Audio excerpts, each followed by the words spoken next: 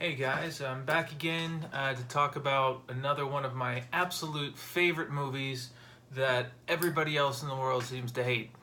I actually have met some people recently who like this movie too. My wife likes this movie. I have one of my good friends also likes the movie.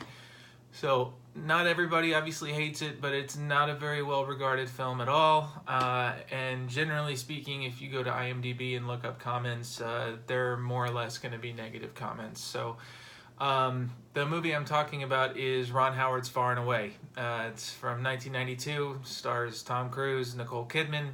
It is not the movie they met. They met on Days of Thunder 2 years prior to that, but I just love this movie from the beginning of it to the end. It's a little bit long. I actually have a fan edit that I've made that stitches together all of the scenes from the network television airing on ABC, which, to my knowledge, I believe only aired once. It was a two-night event type thing, and they aired the film as an epic, which is perfect because that is exactly what Ron Howard was trying to do with this movie, and I think that is really where a lot of the criticisms come from. I know one of the major criticisms I've heard is of the ending.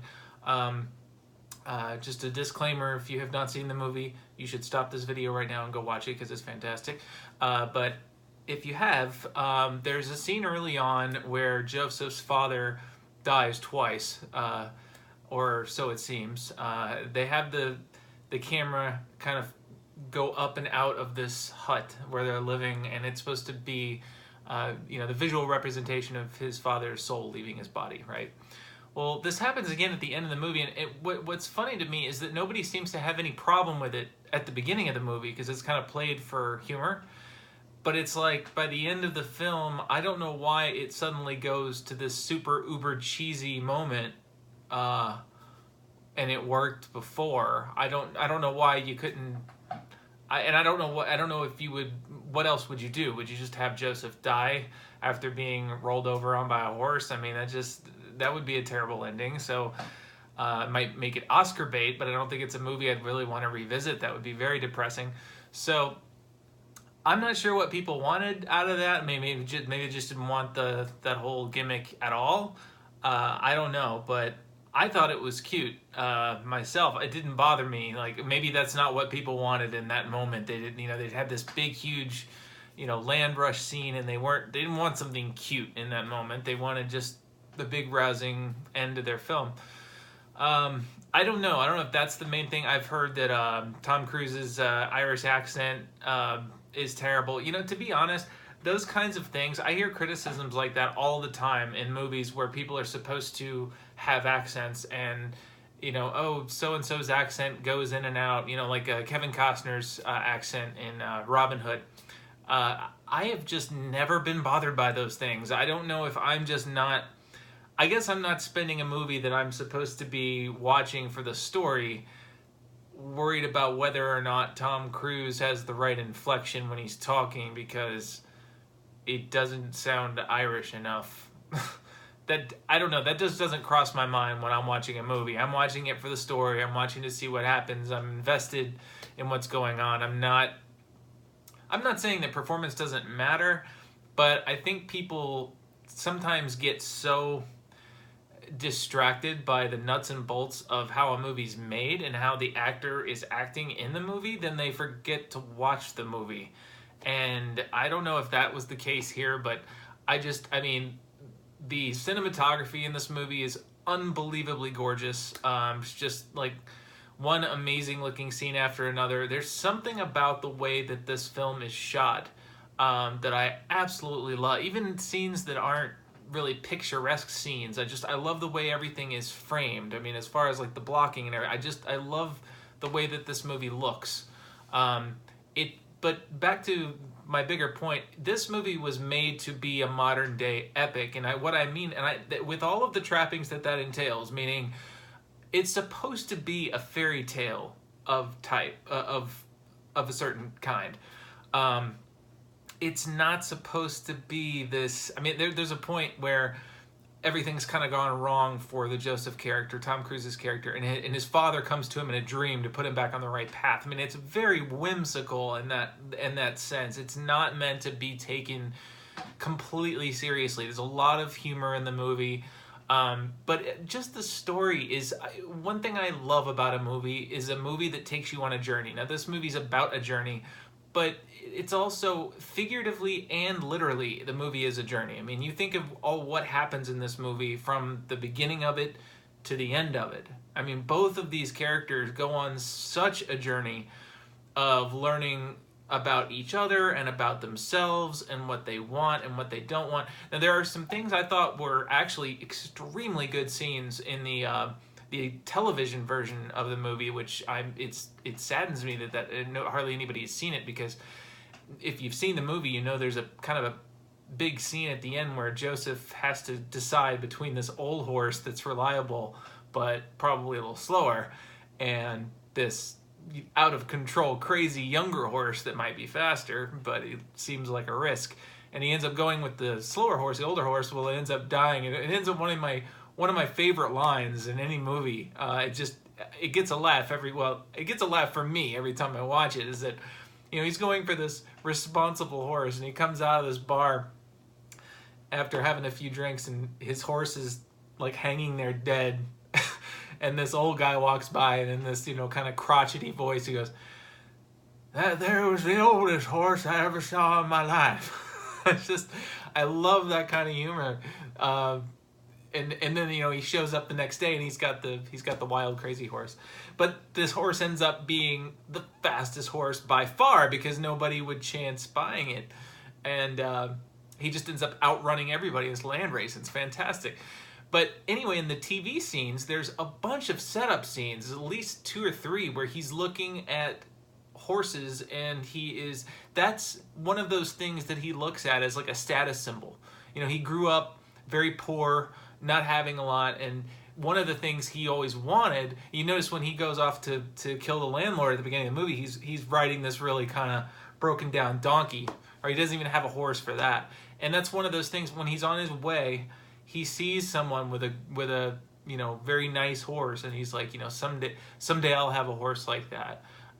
Later, there's a scene that got cut with him and Shannon where somebody walks by with and it's a funny scene. A guy walks by with a horse, and he said, you know, how much is a horse like that? You know, and the guy says, I don't know, I stole it. You know, but it sets up this big payoff at the end when he gets this awesome horse, and that's part of his dream, and it was things like that really, I think, help the story a lot, like help you realize why is that such a big moment for Joseph to have a horse like that, because he's always wanted one. Kind of reminds me of this scene, unrelated, but in Harry Potter and the Sorcerer's Stone, there's a scene in the book where Hagrid's talking about how much he wanted a dragon, and that pays off later at the end of the book and in the movie. Well, in the movie, they cut the earlier scene, so when the kids go, "Hey, what does Hagrid want more than anything?" A dragon. Well, they lost that scene, so it doesn't mean anything. It's kind of like that. So I much prefer the TV version. I wish there was an easy way for people to see it. Unfortunately, there's not. The copy that I have is actually pretty rare. It's kind of hard to get a hold of it now. But anyway, I thought that this movie had so much to offer. It's got humor, it's got adventure. It's a load of fun to watch. I've watched it, I don't even know how many times. The extended version, the TV version, runs almost 3 hours, and I don't feel like it drags at all. I love how it's broken up into sections too. Like, you have the section in Ireland, and then you have this journey to America, and then you have this whole section in Boston where he learns to be a boxer, and then he's on the railroad, you know. And then there's all these great cut scenes in the TV version where this is after he and Shannon have gone their separate ways, and so he kind of has his death wish. So anytime they're blowing up these, setting off these charges in these rail tunnels, building the railroad, and anytime one of them doesn't go off, he's the one that the overseer calls and says, "Hey, where's that crazy Mick guy?" You know, and he has to go and defuse it or whatever, or make sure it goes off. And so all that stuff's really cool. This score, have to mention the score. One of John Williams' absolute greatest ever scores. I have this score, I have a complete version that I pieced together from Volume 1, and there's a Volume 2, actually, it's a bootleg. And you put them together, and you pretty much have everything that's been written for the movie. And I put those pieces in order, and I listen to that all the time. I absolutely love the love theme in this movie is fantastic. The whole, if you go to YouTube, just look up John Williams' The Land Rush and listen to that like from start to finish. I mean, you can almost see the race in your head as you listen to that. The music is just magnificent. And that's saying something when I say it's one of John Williams' best scores. I mean, this is the guy who did Jaws and Indiana Jones, Close Encounters, Star Wars. I mean, anything you can think of, really, that's just totally iconic musically. You know, I mean, he didn't do all of them, but he did a huge amount of some of the best scores ever. And this is, I will say it again, this is one of his best. Even being like in the 90s, this was one of his last great scores, in my opinion. Just elevates the movie massively. But it definitely has that Ron Howard kind of, you know, glowy edges around it, because it is a little dreamlike. It is a bit idealized. And I think that kind of staves off a lot of the criticism people gave it for, it's a little too cutesy by half, you know, it's supposed to be. It was made to be a postmodern epic movie. It's supposed to be a throwback to a more innocent kind of entertainment. It's not supposed to be hard-edged and, you know, gritty. It's supposed to make you feel good, and it does. I mean, I never leave this movie with anything but a smile on my face. I just do not understand. And it really bothers me that I feel like this movie, in a sense, there is an article somewhere that I read, I can't remember where, or I would link to it down in the description, that talked about Empire of the Sun as being this movie that really broke Steven Spielberg's heart when it wasn't well received, because he'd put so much of himself into it, maybe not personally, but artistically. He'd really done all of these subtle things that not a lot of people are going to pick up on in that film, and it just was a little too strange for mainstream audiences. And that kind of, you can almost break his career up from before Empire of the Sun and after. And it seemed like everything he did after was a little bit more dumbed down than his early work, even though his early work was fun, like Raiders of the Lost Ark and things like that. But the stuff after has been more playing to the audience, if you will.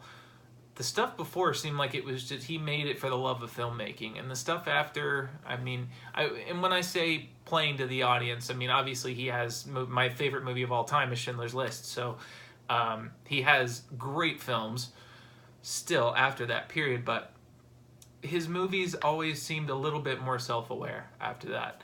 I kind of feel like this is that movie in Ron Howard's career. I think that if I had made this, if I had been Ron Howard and it was received the way this one was, I think it really would have broken my heart, because I feel like this movie is such a love letter to, you know, the old, like, John Ford westerns and, like, just the sprawling epics, you know, that Hollywood used to make, and by this point didn't anymore. Even down to the film stock, they shot this on 70 millimeter. In the 90s, it was unheard of to do. It was still, I believe, one of the last movies, if not the last major big budget movie to do that. It was meant to be seen on a gigantic screen. It was meant to recapture that sense of going to the movies and seeing this big sprawling epic of a film. And I hate that people get bogged down in the minutia of, like, oh, Tom Cruise's accent's not that great. So what? The music is fantastic. The story is great. It makes you feel awesome when you watch it. There's so many twists and turns and pitfalls these characters have to go through. The end is so satisfying. And I just think the movie is incredibly, incredibly underrated. It's in my top 10 without a doubt. Absolutely recommend it if you haven't seen it.